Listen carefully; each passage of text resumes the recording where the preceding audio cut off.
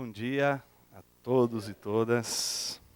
Queria convidar você a abrir sua Bíblia no Evangelho de Lucas, capítulo de número 17. Deixa a sua Bíblia aberta. Em Lucas, capítulo de número 17.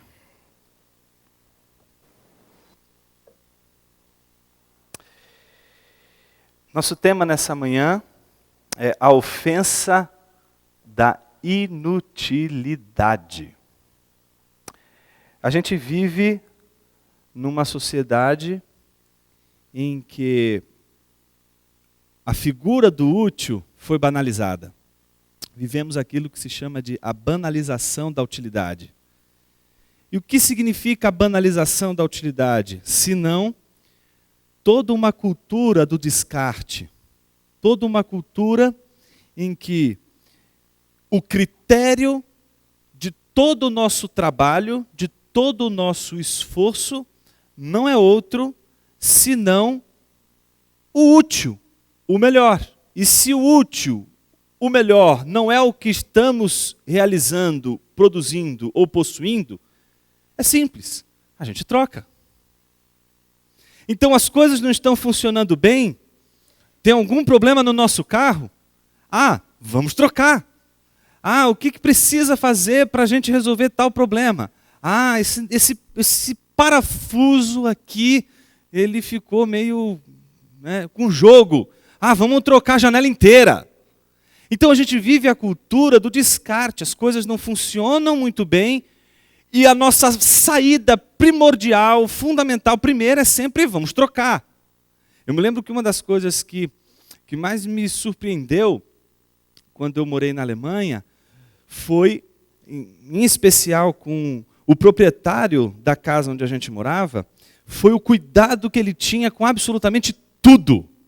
Então, por exemplo, se em determinada situação o aquecedor da nossa casa não estava funcionando, então, olha, puxa vida, o aquecedor aqui não está funcionando, como é que a gente faz para arrumar? Ele vinha, olhava, não trocava o aquecedor.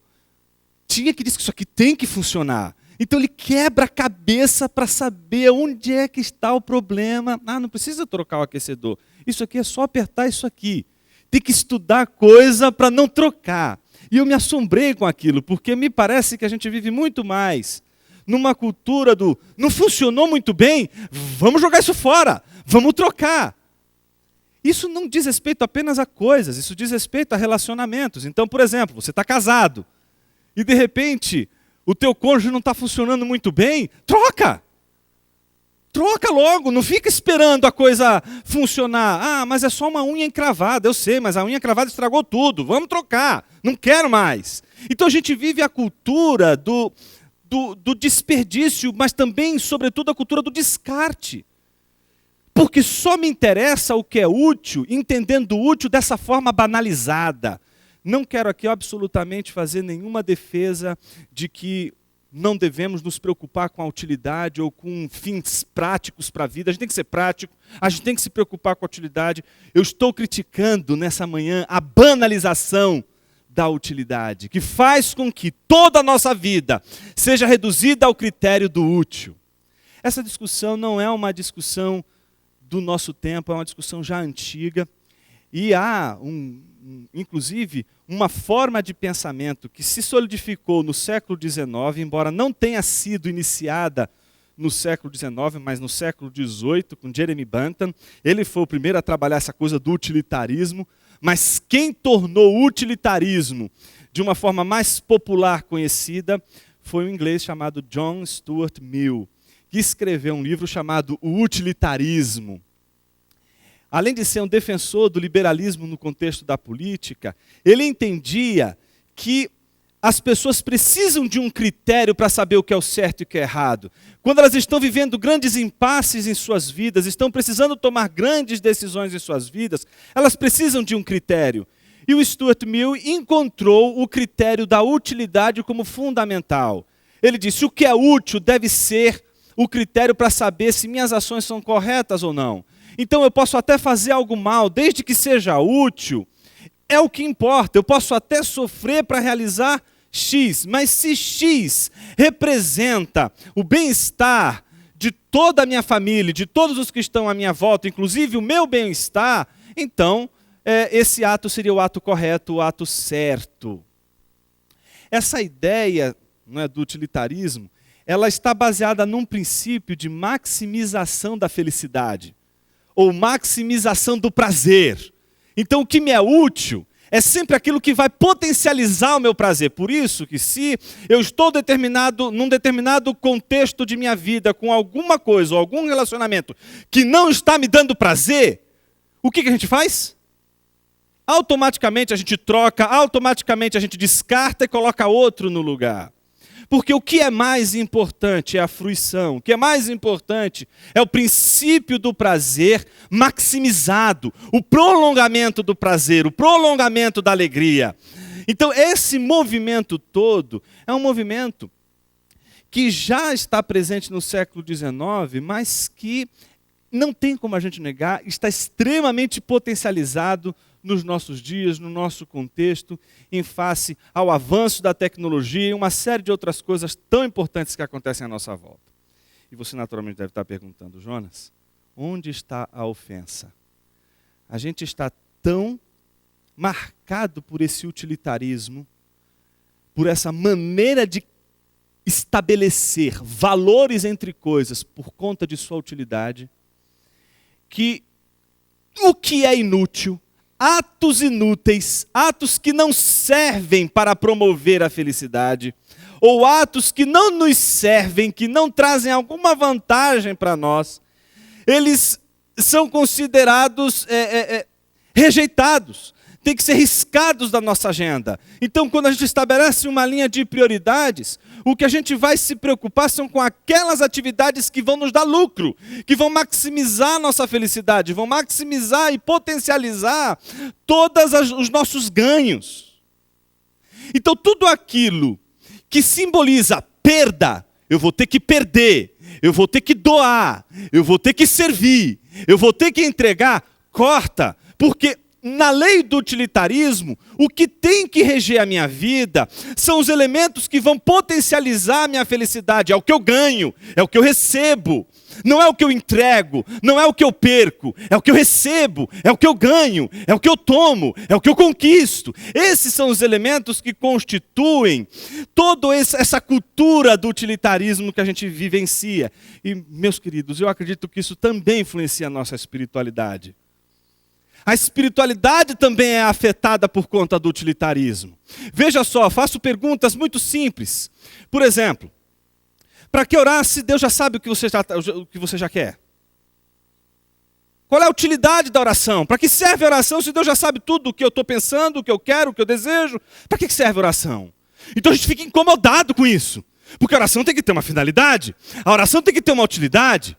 Não bastasse isso, outra possibilidade, para que pregar? Se no fim das contas o que estabelece no final todo o enredo da história é estabelecido a sua culminância por Deus, ou seja, no final das contas o que prevalece é a vontade de Deus, então para que pregar? Se a gente obedecendo ou não obedecendo a vontade dele vai se cumprir. Para que obedecer a Deus, se mesmo a despeito de minha desobediência, a vontade dele no final vai realizar, a vontade dele no final vai se concretizar? Uma série de perguntas a gente poderia se fazer. Para que servir a Deus se a obra de Cristo é suficiente e não é necessário fazer absolutamente mais nada para ser salvo e redimido? Se eu já fui salvo, se a cruz de Cristo Jesus representou o fim de todas as coisas, para o qual não há outra obra que seja necessária, por que cargas d'água eu preciso fazer alguma coisa? Então toda a nossa mentalidade acaba sendo uma mentalidade que trabalha sempre a nossa agenda a partir de coisas que são demasiadamente úteis. O que não é útil, o que não vai me servir, o que não vai me trazer ganho, o que não vai aumentar os cômputos na minha conta corrente, o que não vai aumentar as minhas estrelinhas, não é? Segundo aquela teologia profunda do esmilinguido, né? Que vai dar para você uma estrelinha para cada boa obra que você fez. Se eu não ganhar nenhuma estrelinha, e essa estrelinha não me dá nenhuma vantagem lá no céu, para que eu vou trabalhar pela estrelinha? A nossa mensagem de hoje, reflexão de hoje, é uma tentativa de sermos ofendidos pela inutilidade do serviço a Deus. Se permitir essa ofensa, perceber o quanto o serviço inútil que fazemos para Deus nos ofende. E eu queria aprofundar isso nessa manhã. Eu queria aprofundar com você a meditação nessa ofensa, para que o entendimento dessa ofensa possa provocar em nós uma mudança de valores. Para que a gente possa pesar a caminhada com os nossos filhos, com nossa esposa, com o nosso trabalho, com o cônjuge, com tudo à nossa volta, não mais segundo o critério do utilitarismo, não mais segundo o critério do que enquanto você é útil para mim, eu vou te paparicar, não segundo o critério utilitarista do network, que você só faz amizades e só se relaciona com pessoas com fins absolutamente comerciais. E para isso eu queria meditar com vocês no texto de Lucas, capítulo 17, do versículo 7 ao versículo 19. Você vai notar na leitura que a gente vai trabalhar dois textos, eles aparentemente não têm nada a ver um com o outro, mas eu disse para vocês, aparentemente. A partir do versículo 7, perdão. Qual de vocês que tendo um servo que esteja arando ou cuidando das ovelhas, lhe dirá, quando ele chegar do campo, venha agora e sente-se para comer. Ao contrário, não dirá, prepare o meu jantar, apronte-se e sirva-me enquanto como e bebo. Depois disso você pode comer e beber? Será que ele agradecerá ao servo por ter feito o que lhe foi ordenado? Assim também vocês, quando tiverem feito tudo o que lhes for ordenado, devem dizer, somos servos inúteis, apenas cumprimos o nosso dever. A caminho de Jerusalém, Jesus passou pela divisa entre Samaria e Galiléia. Ao entrar num povoado, 10 leprosos dirigiam-se a ele. Ficaram a certa distância e gritaram em alta voz, Jesus, mestre, tem piedade de nós. Ao vê-los, ele disse, vão mostrar-se aos sacerdotes. Enquanto eles iam, foram purificados. Um deles, quando viu que estava curado, voltou, louvando a Deus em voz alta, prostrou-se aos pés de Jesus e lhe agradeceu. Este era samaritano. Jesus respondeu, não foram purificados todos os 10? Onde estão os outros 9? Não se achou nenhum que voltasse e desse louvor a Deus, a não ser este estrangeiro? Então ele lhe disse, levante-se e vá, a tua fé te salvou. Vamos orar? Senhor Jesus, que a gente possa encontrar na tua palavra as respostas para as questões dos nossos dias. Que na reflexão, a partir da tua palavra, possamos encontrar valores que possam ser mais fortes do que os valores que seguem o curso deste mundo, desta época, desse espírito de época que vivemos. Que através da leitura e meditação da tua palavra a gente possa ser confrontado, exortado para o crescimento espiritual, para o desenvolvimento espiritual e também para a formação do nosso caráter segundo o caráter de Cristo Jesus. Que o Senhor nos ajude mais uma vez nessa meditação e que o teu Santo Espírito não nos falte, iluminando a nossa mente e o nosso coração para desvendarmos as maravilhas da tua lei. Que o Senhor fale ao nosso coração, assim nós oramos. Em teu nome, amém.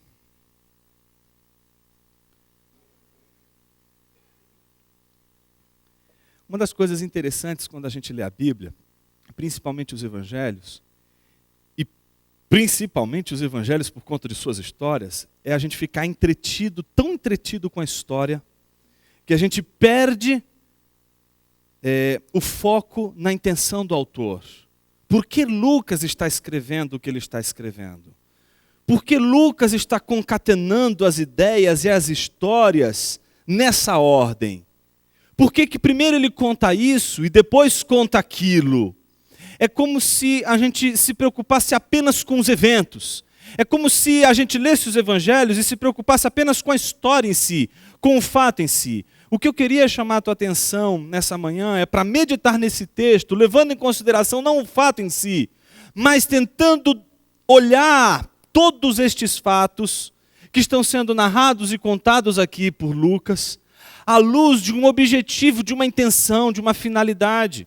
Quando Lucas escreve o Evangelho e depois Atos, ele escreve num contexto da igreja já formada, num contexto de uma igreja presente, num contexto de uma igreja que precisa ser orientada, num contexto de uma igreja que apreende os conteúdos que estão sendo ensinados pelos apóstolos e estão processando esses conteúdos com base na sua prática, com base na sua vivência. E acho que uma das coisas mais interessantes aqui nessa passagem é como Lucas, ele está preocupado, obviamente, com o seu leitor, em mostrar para o seu leitor exatamente os perigos de que todo aquele que se torna discípulo de Jesus, ele pode enfrentar ao longo de sua vida, ao longo de sua caminhada cristã. E para isso ele vai contar essas histórias. O interessante é que nós vimos aqui dois textos aparentemente distintos. Um primeiro texto que fala sobre o servo inútil e um segundo texto que fala sobre a cura de 10 leprosos e de um leproso que, ao perceber-se curado, ele é estrangeiro, volta para agradecer a Jesus. Aparentemente dois textos distintos. E quando você lê a partir do versículo 1 até o versículo 10... você fica assim, puxa vida, o que Lucas quis fazer com tanta citação de Jesus? É como se Lucas tivesse várias informações, vários discursos de Jesus, e esses discursos são importantes, mas ele não quer perder os discursos e põe lá? Ou será que Lucas, quando narra esses discursos de Jesus e coloca esses discursos ali, ele tem uma intenção para alcançar o seu leitor, para que o seu leitor, que já é igreja, que já faz parte de um contexto de igreja, entenda o que essa mensagem precisa ecoar no seu dia a dia. Me parece muito mais isso. Me parece que todas as passagens e narrativas de Lucas, elas estão ligadas, porque Lucas ele tem uma intenção, ele quer comunicar algo ao seu público original. E a pergunta é, o que ele quer comunicar nesses dois pedaços de texto que eu acabei de ler com vocês? Eu acredito que ele quer ensinar, em primeiro lugar, que nenhum louvor cabe ao discípulo por sua obediência, pois todo louvor deve ser dado única e exclusivamente a Deus. Como a gente vai trabalhar isso? Em duas partes. Em primeiro lugar, meditando sobre essa ideia de que nenhum louvor cabe ao discípulo obediente. Isso é muito interessante, porque a gente acha, ou a gente tem na nossa cabeça, que a obediência é um feito extraordinário. Então, desde Adão, alguém que obedece a Deus está, então, realizando um feito que merece louvor, que merece aplauso. É como se, diante da tentação, você vencesse a tentação, precisasse de um exército aplaudir você e dizer, irmão, você conseguiu. É como se a obediência fosse um feito tão extraordinário que a gente ficasse com aquela expectativa dos céus todo observando a nossa obediência e aplaudindo e no socorro dizendo, servo bom, servo fiel, você fez direitinho como havia sido ordenado. Parece que a gente pode correr esse risco de achar que o nosso cristianismo decidido, como vai dizer Bonhoeffer no livro chamado Discipulado, e que ele vai se dedicar a falar sobre obediência simples, ele é um motivo para que a gente possa receber inclusive as bênçãos de Deus, o aval de Deus e o louvor de Deus pela nossa obediência e pela nossa resposta positiva ao chamado de Deus.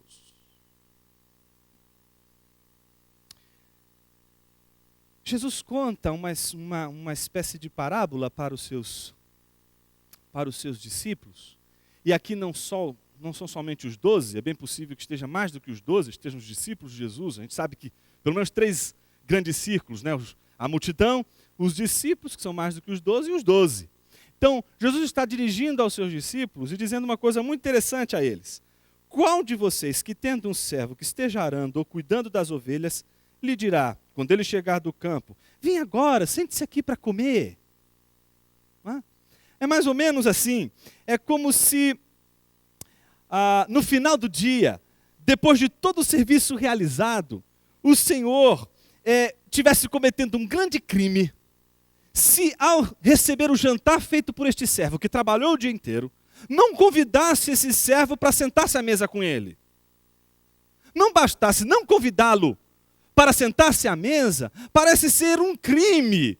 Este senhor não sequer agradecer ao servo, do tipo, puxa, olha, eu queria te agradecer profundamente pelo jantar que você fez hoje por mim. Eu não mereço tamanha consideração. Eu não mereço o que você tem feito por mim e não mereço que você tenha feito esse jantar para mim. Olha, muito obrigado pelo que você fez. Parece que isso é um crime. Parece que é a obrigação do Senhor chegar para o seu servo e dizer, olha, não somente você fez um trabalho maravilhoso, mas eu quero que você sente-se aqui à mesa comigo. Venha comer comigo, venha beber comigo. Parece que o que Jesus está chamando a atenção é para um fato que a gente deixa escapar por nossos dedos quando se trata do serviço a Deus. É como se todo serviço a Deus obedecesse uma lógica de utilidade, do tipo, eu vou servir a Deus, contanto que Ele guarde a minha casa. Eu vou servir a Deus, contanto que Ele guarde a minha conta bancária. Eu vou servir a Deus, contanto que Ele guarde os meus filhos. Eu vou servir a Deus, conquanto que Ele, pelo menos, derrame sobre mim e demonstre a sua alegria e a sua felicidade por minha obediência no meu dia a dia. No mínimo, essa pessoa não leu Jó. Porque depois de ler Jó, a gente não pode acreditar mais nisso. Não pode acreditar que a vida funciona de acordo com essa matemática. Com a matemática de, se eu fizer tudo direitinho, se eu fizer tudo bonitinho, se eu servir a Deus corretamente, obedecer a Deus corretamente, isso significa que Ele tem a obrigação de me abençoar, de me proteger, de me guardar e de sorrir para mim e de me agradecer, inclusive, pelo serviço prestado à sua obra. É como se a gente chegasse na festa de Deus, não é? E quando a gente chegasse, Deus dissesse assim, puxa, eu estou tão feliz de você estar aqui. A felicidade é toda sua. É como se todo o prazer, como se toda a alegria e todo o contentamento não fizesse sentido, senão ele estivesse correspondendo a alguma utilidade ou algum fim pessoal ou particular. O servo não fica triste, porque o Senhor não lhe diz depois do jantar, muito obrigado pelo favor que você me fez hoje. Não precisava se preocupar tanto assim comigo. O jantar estava ótimo, eu não merecia tanto. Não. Quando servimos a Deus, fazemos apenas aquilo que se espera do povo de Deus. Assim como um servo não merece agradecimentos por ter feito o que lhe foi ordenado, assim também os discípulos de Jesus não devem esperar recompensas especiais por terem sido obedientes. Eu não posso esperar uma recompensa de algo que é o meu dever, de algo que é minha obrigação, de algo que compete a mim, de algo que cabe a mim. Mas o grande ponto nessa questão é entender se esse é o meu dever. E aí me parece que não devemos nada a Deus. Porque quando esperamos recompensa de Deus, é como se nós estivéssemos igualados diante de Deus de uma tal forma, que aquilo que a gente está falando, dizendo, ó Deus, está aqui na minha conta a tua dívida. Já fiz isso, você está me devendo. É como se as nossas ações e os nossos serviços prestados a Deus fossem uma espécie de garantia, não só de nossa piedade, mas de que Deus tem que cumprir a parte no acordo. eu faço as coisas direitinho, obedeço e ele me recompensa. Não é? Que reforço educativo muito interessante. Como a gente faz, né? Quando a gente quer ensinar mal alguém, a gente simplesmente reforça, não é como a gente faz com animais, né? Com cães. Não é? A gente faz esse reforço habitual, não é? Como se fosse uma espécie de focinheira, como se fosse uma máquina que a gente põe em pessoas para fazer com que pessoas em determinado contexto tenham determinados hábitos que elas não teriam por vontade própria. O interessante é que depois de colocar todo esse problema, não é? O que não se espera de um servo, como por exemplo, que ele chegue e diga: Senhor, é muito ingrato porque o Senhor não me convidou para o jantar e o Senhor, eu fiz tudo isso e o Senhor sequer me agradeceu pelo jantar feito. Não é? O que não se espera de um servo está nisso, exatamente nisso que Jesus apresenta logo em seguida. Mas depois, Jesus apresenta o que se espera de um servo. Veja o que ele diz no versículo 10. Assim também vocês, quando tiverem feito tudo o que lhes for ordenado, devem dizer: somos servos inúteis, apenas cumprimos o nosso dever. O que se espera do discípulo? Em primeiro lugar, se espera do discípulo que ele obedeça a Deus cabalmente, isto é, de modo integral e perfeito. O que o Senhor espera do seu servo? Ele espera que no final do dia, não importa qual seja o trabalho dele, que ele cumpra todo o dever dele. Preparar o jantar e colocar o jantar à mesa. Ele não está fazendo nada mais do que a sua obrigação. Ele tem essa obrigação. Então ele tem que fazer isso e ponto final.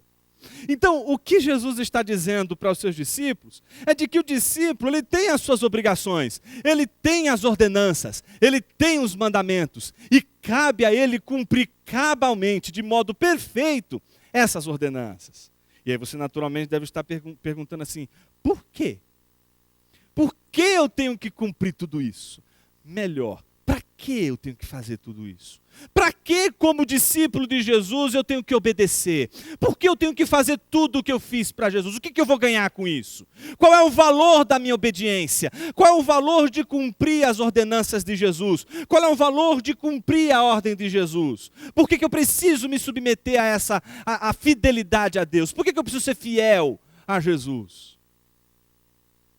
É interessante que esse versículo eu acho ele bastante ofensivo. Pensa, Jesus olhando para os seus discípulos e dizendo assim: olha, o que tem que acontecer aqui é mais ou menos o seguinte: vocês têm que fazer tudo o que for ordenado de forma cabal. Ou seja, não adianta fazer meia boca, não adianta fazer uma coisa meio ruinzona, meio assim só para dizer que fez, não é? Você tem que fazer o trabalho todo, completo. Então essa é a primeira exigência. Por que ele ofende? Porque não é só isso. Porque o texto diz o seguinte: depois de fazer tudo isso, você tem que dizer: sou um servo inútil. Isso é ofensivo. Não tem como você ler uma passagem como essa e não se ofender. Não tem como você ler isso aqui e dizer assim: pera aí, ô Jesus, o Senhor está passando os limites. Quanto orgulho, isso não combina com o Senhor. Não, vamos com calma. Primeira coisa, o que Jesus está dizendo é que deve ser feito tudo conforme foi ordenado. Que, portanto, aquele cara que faz, o discípulo, que faz tudo de forma desobediente, desordenada e caótica, ele não tem o direito e não pode gozar do privilégio de, depois de ter feito tudo, dizer: sou inútil. Ele não pode dizer isso, porque esse trabalho não é para gente que faz trabalho meia boca.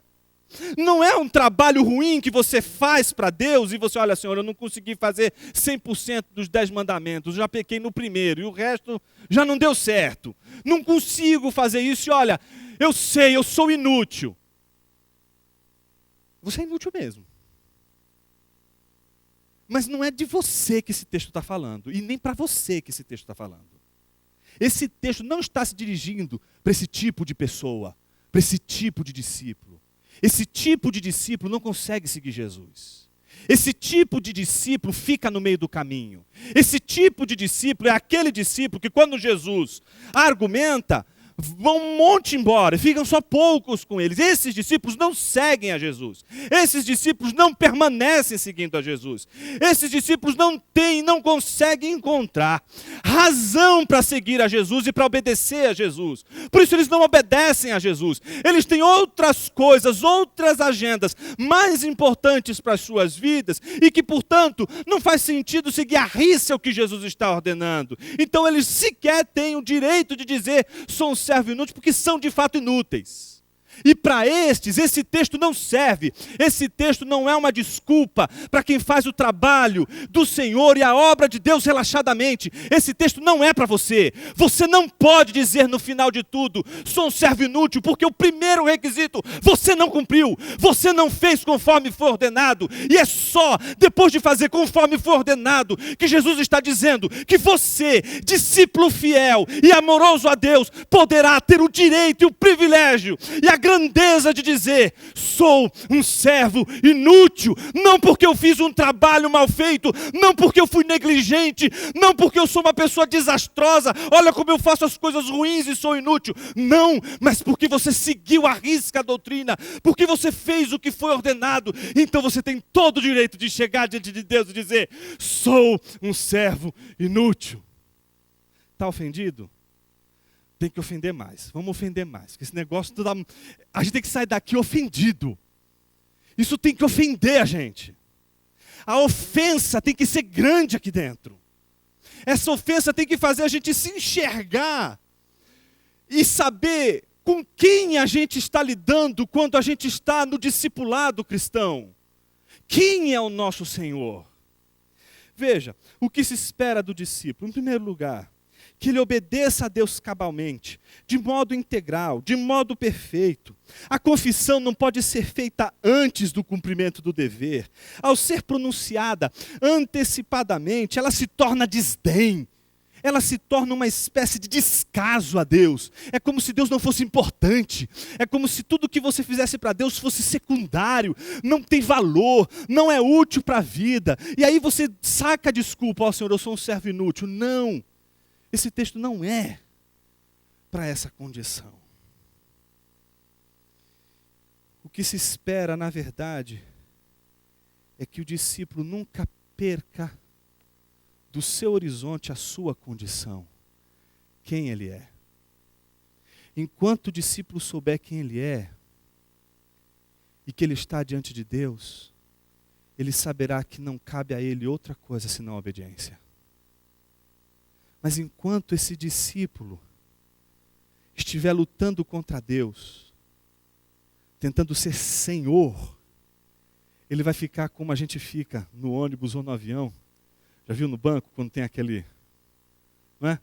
Aí tem dois espaçosos ali e tá o, como é que chama aquele negócio ali? Esqueci o nome. O apoiador, né? Aí tem um cara lá, aí você vai empurrando. Uma hora ele vai ter que tirar esse braço. Quando tira o braço, você ocupa. É como se a nossa luta com Deus fosse essa. De quem vai ser esse apoio aí? Esse apoio vai ser... Está entendendo? Enquanto o discípulo não souber qual é a sua condição diante de Deus, ele vai tentar ocupar o lugar. Ele vai tentar se assenhorar de sua vida. Ele vai tentar dar as ordens e estabelecer o que é útil e o que é mais importante para que ele seja feliz.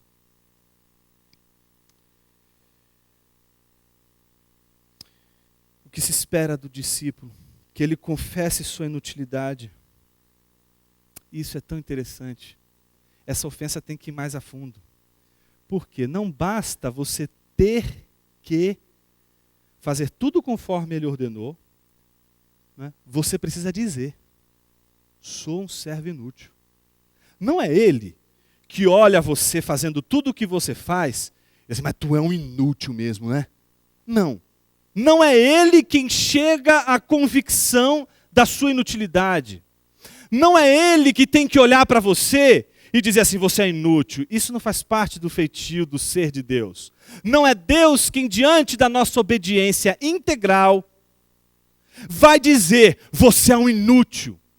Quem tem que dizer e chegar a essa conclusão, depois de ter feito conforme tudo o que ele havia ordenado, somos nós. Isso tem que nos ofender. Porque a pergunta é: por quê? Por que eu tenho que, depois de fazer tudo bonitinho, ainda sou eu que tenho que dizer que sou inútil? A pergunta é, por quê? Nós já vimos que nós não podemos chegar à conclusão de que somos inúteis porque somos desastrados, porque somos desobedientes ou porque fazemos tudo errado. Mas que devemos chegar à conclusão de que somos servos inúteis justamente na obediência, justamente quando fazemos o trabalho de Deus como ele deve ser feito. Porque aquele que confessa a sua inutilidade, não confessa a partir de suas falhas. A rigor, os servos falham. Nós falhamos no discipulado.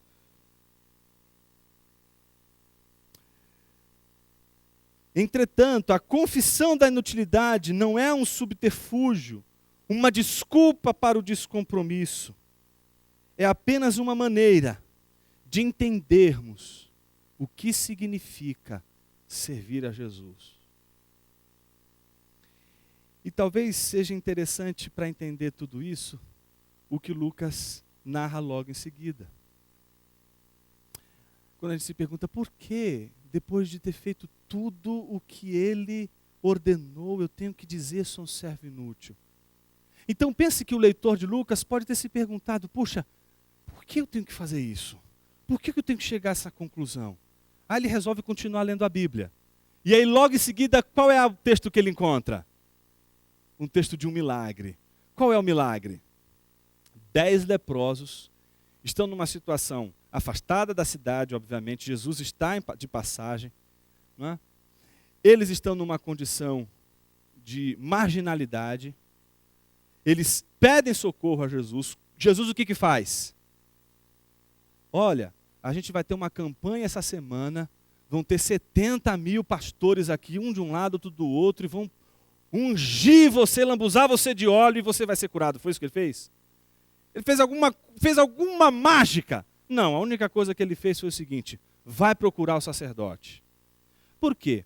Na época o sacerdote, ele ocupava essa função de aval para a cura. Então quando um leproso era curado, e aí lepra tem que ser entendida num termo muito mais amplo do que aquilo que a gente entende especificamente por lepra. Várias coisas que não eram consideradas como lepra, na época eram chamadas de lepra, porque eram doença de pele ou coisa do tipo, que deixava o corpo em situação bastante complicada. E aí ele tinha que, para provar que ele estava curado, tinha que se apresentar ao sacerdote. O sacerdote olhava e via. Se ele estivesse realmente curado, o sacerdote colocava a mão sobre ele como uma demonstração de que ele estava curado, e aí ele era novamente reabilitado à comunidade e voltava a viver junto com as outras pessoas. Então o que Jesus disse, você vai procurar o sacerdote.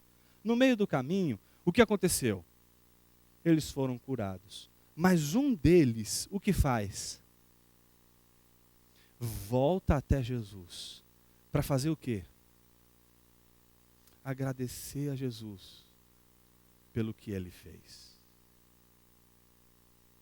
Você está entendendo que não faz sentido o servo receber a gratidão do Senhor quando esse Senhor fez tudo o que o servo jamais seria capaz de fazer?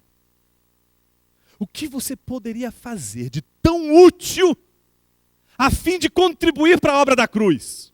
Tipo, olha só, acho que eu poderia fazer alguma obra para completar, para complementar o que Jesus fez na cruz, porque aquilo ali não foi 100%. Eu acho que precisa fazer mais alguma coisa.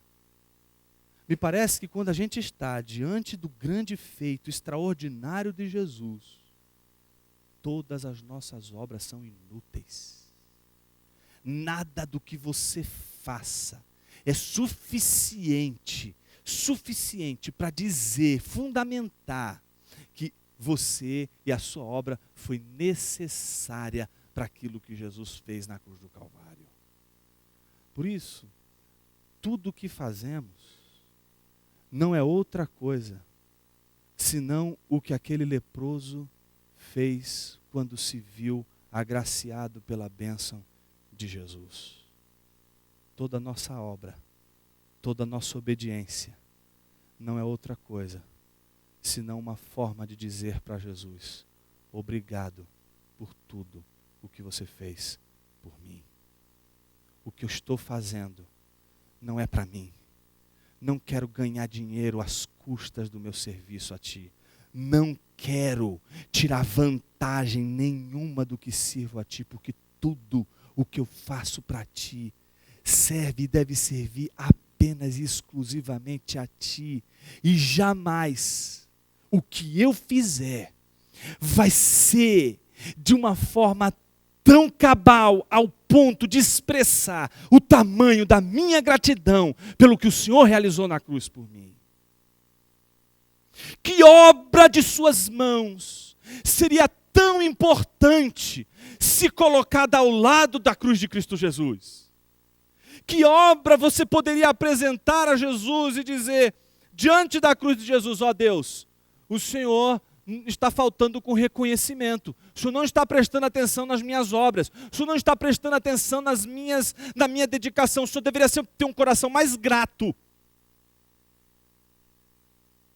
Não, me parece que esse não é o sentimento daquele que deve gratidão a Deus. Aquele que deve gratidão a Deus transforma todo o seu trabalho, toda a sua obra, em uma declaração de amor permanente. Não é mais uma obra, é uma obra de amor, é uma resposta de amor, é uma maneira de dizer para Deus todos os dias, obrigado, e nada do que eu fizer vai ser comparável ao que o Senhor fez na cruz do Calvário por mim. E a minha pergunta para você nesta manhã é, o que Jesus fez na cruz por você? Se a cruz não te ofende mais, se a obra da cruz não te ofende mais, se você não se sente mais ofendido pela cruz de Cristo Jesus, alguma coisa dentro de você capturou o teu coração mais do que esse amor avassalador de Deus e entregar o seu único filho para morrer na cruz e nos salvar de nossos pecados, de nossas falhas e de nossos erros.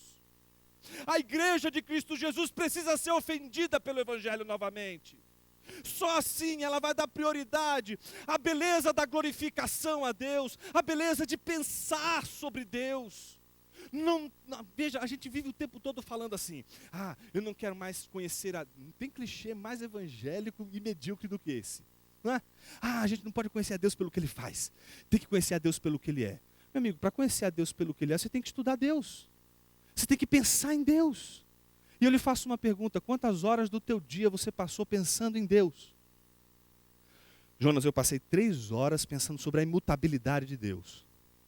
Jonas, eu passei 3 horas tentando pensar a riqueza que significam os atributos de Deus.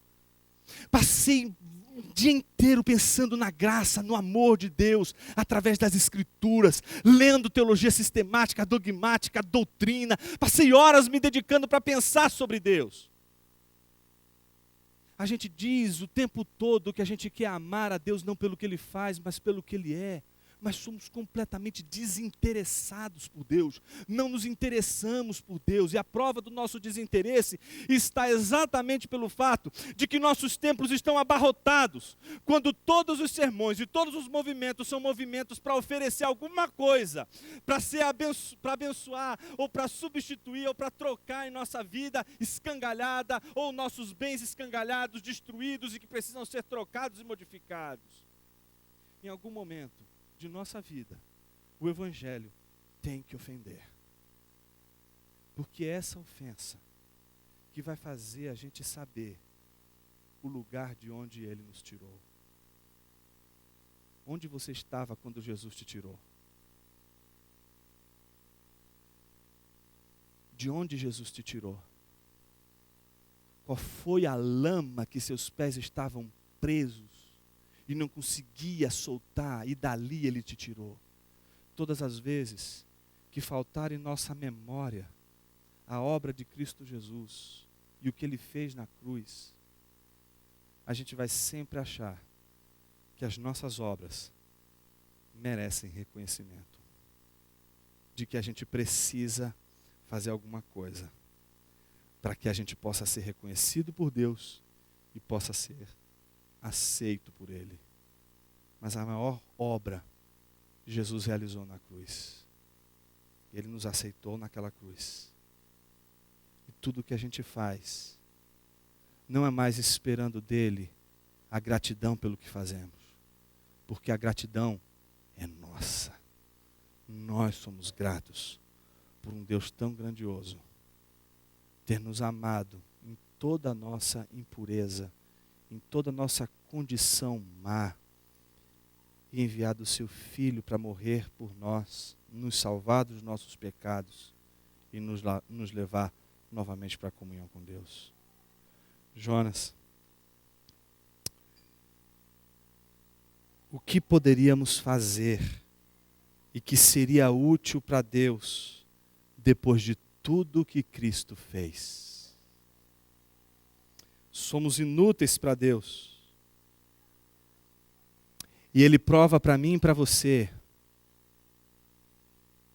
que é possível se dedicar e amar, inclusive, o que é inútil. A gente tem a ideia de que somente o que é útil deve ser amado, cuidado por nós. Mas quando a gente descobre a nossa inutilidade, e ainda assim descobrimos o amor de Deus, não tem como não nos sentirmos gratos diante da sua obra. A lógica de Deus, portanto, não se baseia no que é útil. Somos inúteis e mesmo assim Ele nos ama. Mas isso não é o fim. Deus está à procura de servos inúteis. Onde a gente vai encontrar esses servos inúteis? Tem uma dica. Eles não gostam de aparecer. Os servos inúteis, eles são como holofotes. E toda a sua obra não é outra senão iluminar e tornar visível a única coisa que o discípulo inútil quer que seja visível em toda a sua obra: Jesus. A igreja precisa ser holofote. O discípulo precisa ser holofote. Mas enquanto a igreja e o discípulo precisar de holofote, puxa, todas as atividades serão voltadas para si mesmo. Então, o púlpito já não é mais, o interessante no púlpito já não é mais o texto aparecer, não é mais a palavra aparecer, não é mais o conteúdo da palavra aparecer e fazer com que a gente celebre a palavra. Não, são as personalidades, são os indivíduos, são os nomes, são as pessoas. Deixar de querer ter um holofote para se tornar um holofote é uma mudança brutal na vida de uma igreja. É uma igreja que desenvolve a arte do desaparecimento, que sabe que ela sempre será percebida no mundo, não quando ela será vista, quando ela for vista, mas quando aquilo que realmente deve ser visto for visto, aquilo que toda a obra da igreja ilumina. Então minha pergunta para você hoje é: as tuas obras estão iluminando o quê? Para onde a nossa obediência está apontando? Ah, Jonas, eu nem estou contando com obediência, eu já sou inútil e eu estou com vergonha porque nem posso dizer que sou um servo inútil, porque sequer eu faço as coisas direito. Ah, Jonas, olha, eu tenho feito as coisas conforme Deus tem ordenado, diferente desse aí. Eu tenho feito tudo bonitinho. Mas, poxa, Deus tem que me abençoar. O fulano de lá, ele tem tudo. E ele faz tudo errado. E é abençoado, tem tudo. Casa bonita, filhos bonitos, dinheiro. Ah, puxa vida, me dá dinheiro.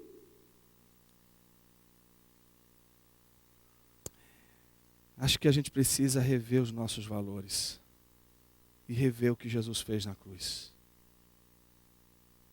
Porque todas as vezes que a gente olha para a cruz de Cristo Jesus, é impossível você achar demasiadamente grande o que Deus está te pedindo. Diante da cruz de Cristo Jesus, nada do que Ele nos pede será tão doloroso, tão impossível de correspondermos.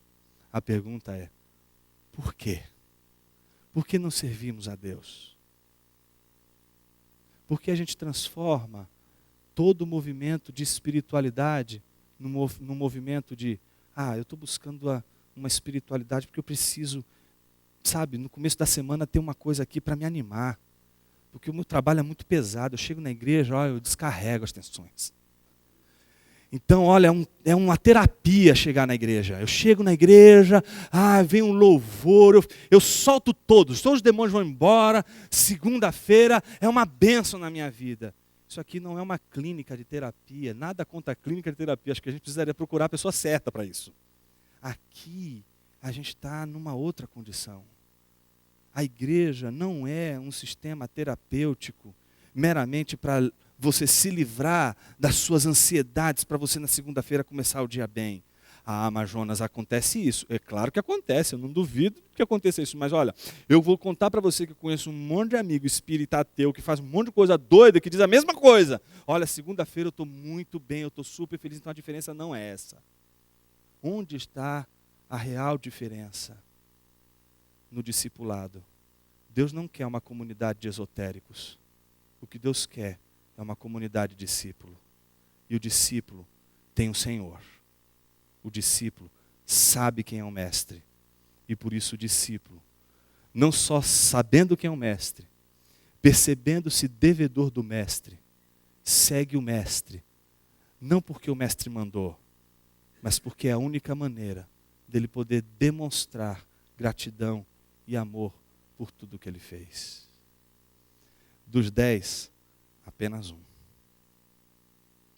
Então me parece que não é uma inclinação geral à ofensa da inutilidade. Meu desejo é que você saia daqui bastante ofendido. E que essa ofensa que vem da palavra de Deus possa provocar uma reflexão no teu coração como tem provocado no meu. Quais as suas intenções em servir a Jesus? Por que você serve a Jesus? Para que você vai à igreja? Para que você quer viver numa membresia? Por que você quer fazer parte do corpo de Cristo? Por que você acredita na igreja? Por que você frequenta uma comunidade de pessoas que servem a Jesus? Ou deveriam servir a Jesus?